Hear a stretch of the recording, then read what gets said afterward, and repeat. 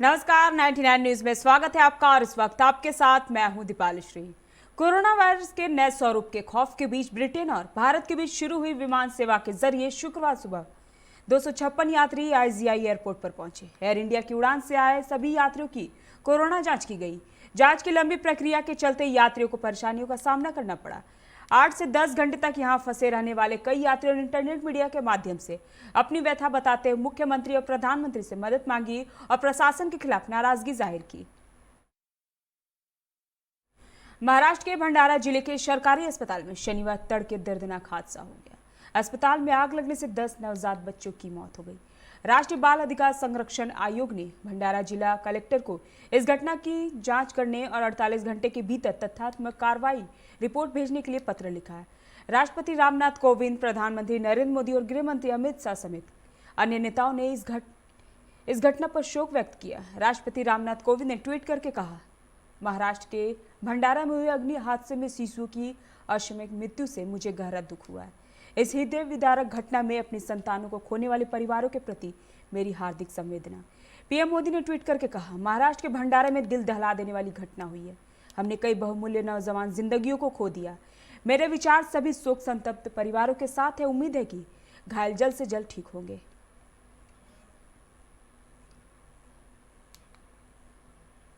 भाजपा के राष्ट्रीय अध्यक्ष जेपी नड्डा आज पूर्व विधान जिले का दौरा किए। कटवा के जगदानपुर में सभा की एवं वर्धमान में रोड शो किए, जिसके कारण वर्धमान से लेकर कटवा तक पूरा इलाका भाजपा के झंडा से पट गया। सुबह से ही भाजपाइयों का सभा स्थल पर पहुंचना शुरू हो गया था। अंडाल एयरपोर्ट पर भाजपा अध्यक्ष पहले पहुंचे। वहां से भाजपा प्रदेश अध्यक्ष दिलीप घोष, सांसद बाबुल सुप्रियो, एसएस अहुलिया हेलीकॉप्टर से राष्ट्रीय अध्यक्ष के साथ कटवा के लिए रवाना हुए। धनबाद एसडीएम सुरेंद्र कुमार आज निरसा प्रखंड परिसर पहुंचकर अंचल अधिकारी के कार्यालय औचक निरीक्षण किया। मौके पर उपस्थित एसडीएम सुरेंद्र कुमार ने बताया कि ब्लॉक में बनने वाले तमाम ऐसे प्रमाण पत्र जैसे कि जाति प्रमाण पत्र, आय प्रमाण पत्र, जमीन का म्यूटेशन समेत जितने तरह के सरकारी प्रमाण पत्र जो ब्लॉक परिसर से निर्गत की जाती है, उन सभी का औचक निरीक्षण किया गया। वहीं सही समय पर आवेदकों को प्राप्त हो रहे हैं या नहीं। कई आवेदकों द्वारा शिकायत मिल रही थी कि इस तरह के प्रमाण पत्र समय अवधि के बाद भी लंबे समय तक नहीं बन पा रहे हैं। उन्होंने निर्देश दिया कि सभी तरह के प्रमाण पत्रों का वितरण समय सीमा के अंदर किया जाए।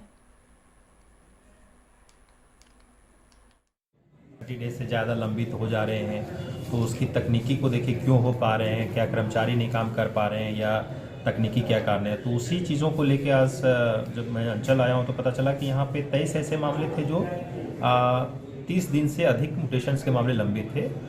बातचीत से पता चला कि लोगों ने बताया कि तकनीकी कारण जो हम लोग का सॉफ्टवेयर में है उसके कुछ तकनीकी प्रॉब्लम्स हैं जिसके चलते ये फॉरवर्ड नहीं हो पा रहे हैं, जबकि इसकी शिकायत इन लोगों ने अपने जिला में जो देखते हैं इसको उनको उन लोगों ने सूचित भी किया है। कई ऐसे और मैटर थे जिसको हम लोगों ने इन लोगों को निर्देश दिया कि कैसे इसको और बेहतर कराया जा सकता है ताकि 30 दिन से अधिक मामले लंबित ना हो, 90 दिन तक तो जाएं। एक दिन एक केस मामला था जो 90 दिन से अधिक का था। तो कर्मचारियों के साथ ये सारी बैठकें की गई।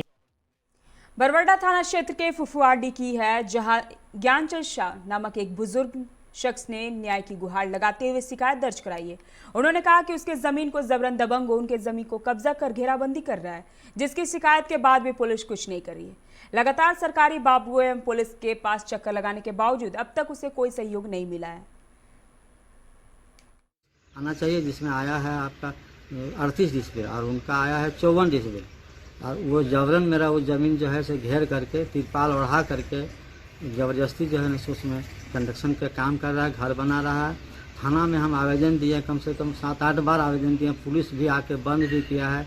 जब पुलिस आने के समय सब औरत लोग निकलती है और सब जेंट्स लोग भाग जाता है, मिस्त्री लोग को घर में घुसा के रखता है और फिर जब वो लोग चला जाता है पुलिस वाला तब फिर काम शुरू कर देता है। और बाद में हम आवेदन दिए, सीओ के पास भी दिए हैं, डीसी को भी दिए हैं, एसपी को भी दिए हैं और थाना को कम से कम 7-8 बार आवेदन दिए हैं। गांव में मीटिंग भी हुआ है लेकिन मीटिंग से मानने से इनकार कर दिया।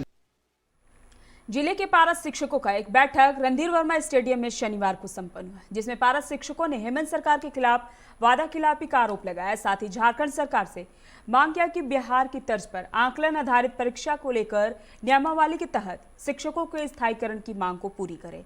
सूबे के 55,000 पारस शिक्षकों को स्थायी किया जाए। इसी संबंध में पारस शिक्षकों का दल बैठक कर अपनी बातों को मुख्यमंत्री तक पहुंचाने की रणनीति बनाई है। मांग तो हमारी बहुत पुरानी है। आज 17 साल संघर्ष कर रहे हैं।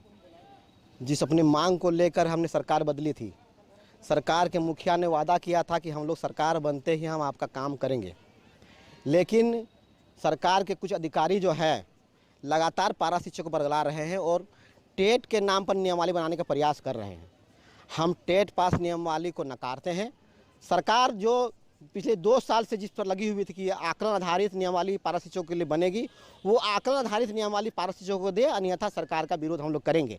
लेकिन जब तक मुख्यमंत्री हेमंत सोरेन जो वादा किया था, जिस वादे पर हम लोग आज खड़े हैं, आज भी खड़े हैं और वो भी खड़े हैं, हमको आशा है, पूरा विश्वास है कि मुख्यमंत्री जी हम पर अपना आशीर्वाद देंगे और हम लोग को आकलन आधारित नियमावली पारा शिक्षकों को देंगे और हम लोग सब अस्थायी होंगे, यही हमारा आशा है। लोगों का एक मांग है, बिहार के तर्ज पर राज्य के 55,000 प्रशिक्षित पारा शिक्षकों का आकलन आधारित परीक्षा होना चाहिए, जिसका हम लोग पूर्व की सरकार रघुवर दास के समय से ही मांग किए थे। तो उस समय हम लोग का नियमावली आधा अधूरा था, जिसको हेमंत सोरेन ने हर विधानसभा में घूम घूम कर उन्होंने कहा है कि हमारी सरकार बनते ही हम आपको आकलन परीक्षा आधारित 100 नंबर का परीक्षा लेके बिहार के तर्ज पर हम लोग आप लोग को स्थायीकरण करेंगे। लेकिन तब तक मैंने हम लोग शिक्षा मंत्री जी पॉजिटिव भी थे, लेकिन कोरोना काल के चलते वो इस काम को नहीं कर पाए। कोरोना में उनका बीमारी भी हो गया। अब हम लोग को आशा है कि हमारा जो हेमंत सोरेन का जो सरकार है, हम लोग को बहुत जल्द जो है आकलन आधारित नियमावली हम लोग को देंगे। बोकारो जिला डेकोरेटर्स एसोसिएशन बेरमोजन का त्रिवर्षीय चुनाव का सम्मेलन समारोह आयोजन किया गया। इस दौरान एसोसिएशन का चुनाव किया गया, जिसमें अध्यक्ष मदन कुमार, सचिव पिंटू नायर व कोषाध्यक्ष पद इजहारुल हक नियुक्त किए गए। मौके पर कई पदाधिकारियों को प्रमाण पत्र देकर सम्मानित किया गया।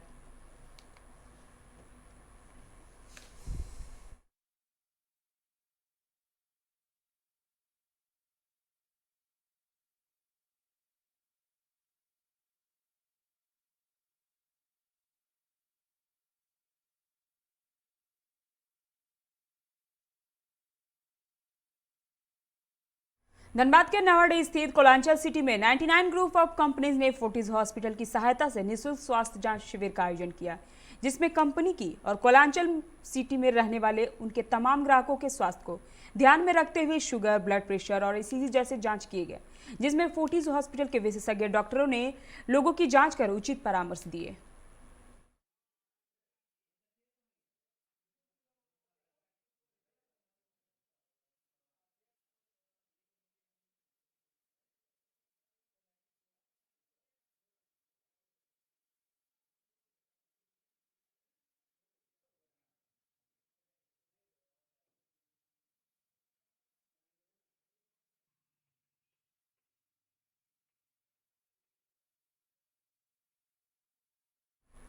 वक्त चला एक छोटे से ब्रेक का, मिलते हैं ब्रेक के बाद। Hey, I'm sexy Mr. Brown, a prince who's just been crowned. I can brighten up your day, 'cause I'm so sunny. Hey, I'm sexy Mr. Brown, heading out to town. You can hate me all the way, 'cause I got my honey. And that's not funny, my honey makes me sing all night.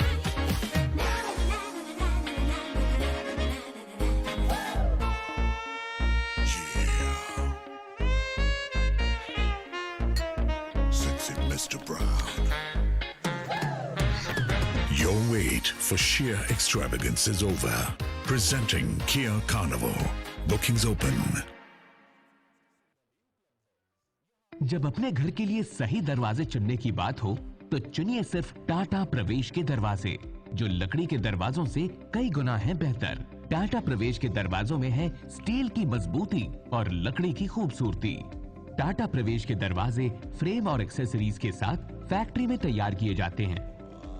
लकड़ी के दरवाजे बनाने के लिए बहुत से लोगों से संपर्क करना पड़ता है, जो कि इस समय नुकसानदायक हो सकता है।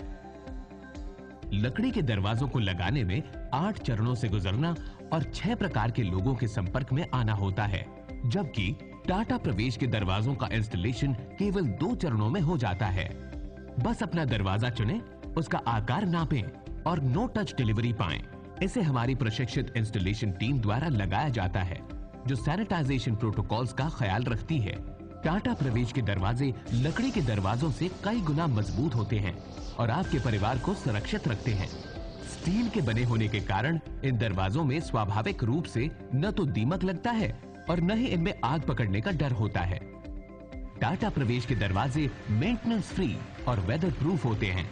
सामान्य लकड़ी के दरवाजों की तरह ये न तो सिकुड़ते फैलते हैं और न ही इनमें दरार आती है। लकड़ी के दरवाजों की गुणवत्ता और उनका टिकाऊपन प्रमाणित नहीं होता, जबकि टाटा प्रवेश के दरवाजे उम्दा फिनिश, कई डिजाइन के और 5 वर्षों की वारंटी के साथ आते हैं।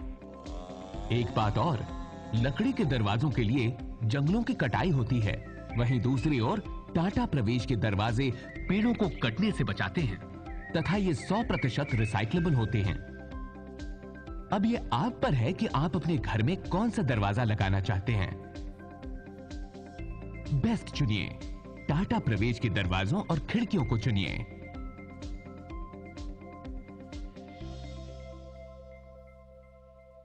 Authorised distributor Shri Ram sales, GT road, Govindpur, Dhanbad.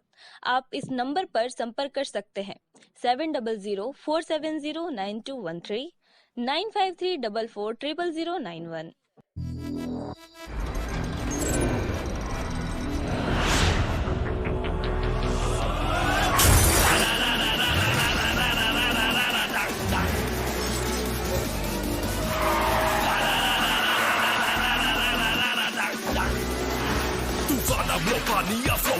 Go into your song, can you catch me? No, can you match me? No, देख मुझे I'll burn the roads.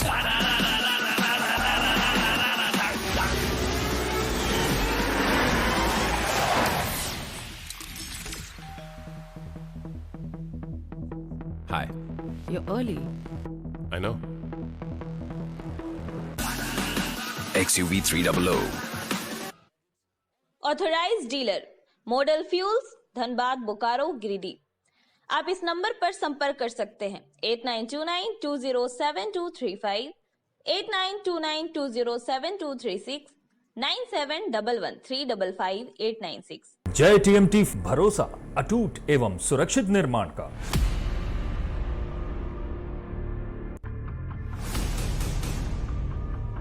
भरोसा अटूट एवं सुरक्षित निर्माण का। जय टीएमटी 500D।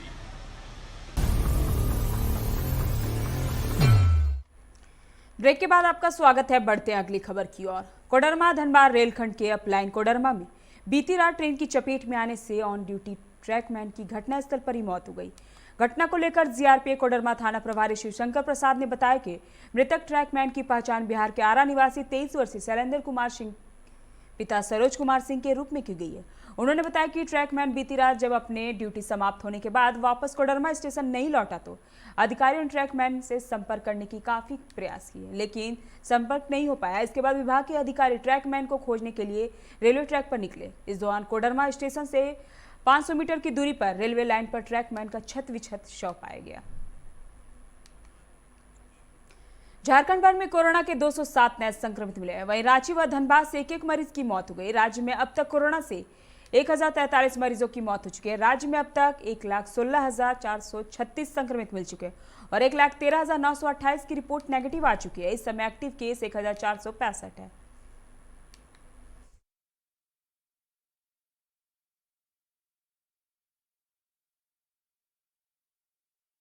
चारा घोटाला मामले में सजायाफ्ता राजद प्रमुख लालू प्रसाद से आज मुलाकात का दिन है। बिहार समेत झारखंड राज्य के नेता मंत्री पेइंग वार्ड में उनसे मुलाकात करने पहुंचते हैं। ऐसे में शनिवार के दोपहर 12 बजे शिवहर के पूर्व लोकसभा प्रत्याशी रहे सैयद फैजल अली उनसे मुलाकात करने रिम्स पहुंचे। इसके अलावा राज्यसभा सदस्य प्रेमचंद गुप्ता भी लालू से मिलने पहुंचे हैं। लालू की सुरक्षा में लगे पुलिस बल द्वारा गहनता से जांच के बाद उन्हें अंदर जाने दिया गया। बताते चले कि फैजल अली 3 सप्ताह पूर्व ही लालू प्रसाद से मुलाकात करने पहुंचे थे। उस दिन भी करीब 3 घंटे दोनों के बीच बातचीत हुई थी। रांची पटना मुख्य मार्ग NH-33 कुजू के पास एक तेज रफ्तार बोलेरो ने ऑटो को जोरदार टक्कर दी। हादसे के हादसे में ऑटो सवार 2 लोगों की मौके पर ही मौत हो गई, जबकि 3 लोग गंभीर रूप से घायल हैं। हादसे के बाद सभी घायलों को सदर अस्पताल में भर्ती कराया गया, जहां इलाज के दौरान सिकनी की रहने वाली 42 वर्षीय महिला की मौत हो गई। एक अन्य व्यक्ति को गंभीर होने पर रांची के रिम्स में रेफर कर दिया गया था, तभी रास्ते में उसकी मौत हो गई। शनिवार को रानीगंज गुरुद्वारा की तरफ से एक विरोध सभा का आयोजन किया गया। इस सभा के दौरान सिख समाज के लोगों ने केंद्र के किसान बिल को किसान विरोधी बताया। उन्होंने केंद्र सरकार से तीनों बिल को वापस लेने की मांग की गई। दूसरी तरफ पंजाबी मोड़ इलाके में भाजपा कार्यकर्ता जेपी नड्डा की सभा में जा रहे थे। भाजपा कार्यकर्ताओं ने जब देखा कि किसान बिल का खिलाफ आंदोलन किया जा रहा है तो वह खुद को रोक नहीं पाए और नारेबाजी शुरू कर दिए। उन्होंने बिल के समर्थन में नारे लगाना शुरू कर दिया। मामला बिगड़ता देख वहां पहले से ही मौजूद पुलिसकर्मी आ गया और स्थिति को नियंत्रण किया। राज्य के श्रम व कानून मंत्री से आसनसोल उत्तर के विधायक मलय घटक को तृणमूल कांग्रेस में एक और महत्वपूर्ण जिम्मेवारी मिली है।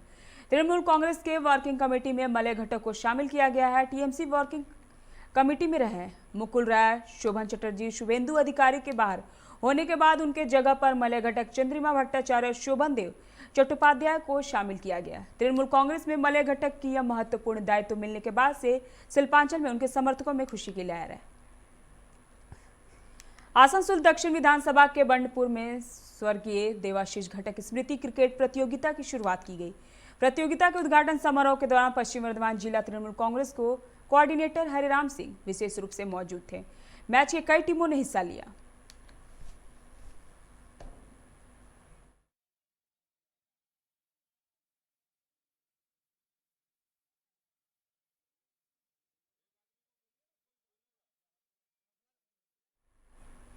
रानीगंज के गुरुद्वारा सभा की ओर विरोध सभा का आयोजन किया गया। इस सभा के दौरान सिख समाज के लोगों ने केंद्र बिल को किसान विरोधी करार दिया। लोगों ने केंद्र सरकार से तीनों बिल को वापस लेने की मांग की।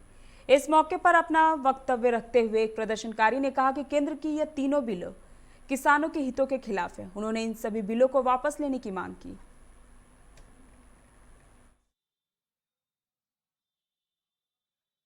अभी के बुलेटिन में फिलहाल इतना ही। तमाम खबरों के लिए आप बने रहिए 99 न्यूज के साथ। नमस्कार।